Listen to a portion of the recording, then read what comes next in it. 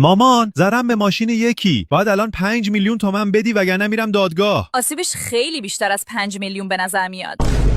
خودش گفت 5 میلیون، بیشتر از این بهش نمیدم. چرا با این شماره پیام دادی؟ گوشیم خاموش شد، دارم از گوشی یکی دیگه استفاده میکنم. میتونی پولو بریزی به پیپالم؟ آیدی من کلاهبردار هندی نیستم @gmail.com هست. اسم پیپالت چرا اینه؟ فقط یه شوخی بین خودمونه مامان. خواهش میکنم پولو بفرست. الان میگیرنم میبرنم زندان. اسمت چیه؟ مامان جدی میپرسی؟ دوباره آلزایمرت زده؟ من پسرتم. کدوم یکی؟ همونی که کوچیک‌تره. خیلی خوب، اسم من چیه؟ مگه اصلا اسمی هم داری؟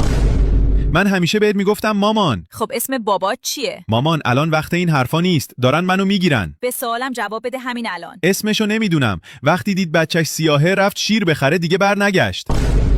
چند سالته؟ مامان خواهش میکنم. فقط میخوام مطمئن شم کلاهبردار نیستی. وای مامان چطور همچین فکری میکنی؟ من که کلاهبردار نیستم. پس سوالمو جواب بده. یه ماه دیگه 17 سالم میشه. خب فقط یه سوال دیگه. تو کدوم شهر زندگی میکنی؟ همون شهری که تو زندگی میکنی. اون کدوم شهره؟ همون شهری که داداشم زندگی میکنه. خب دارم پولو میفرستم. رسید؟ بالاخره گرفتم. پولتو خوردم. ها ها ها. وای فقط 1000 تومن فرستادی؟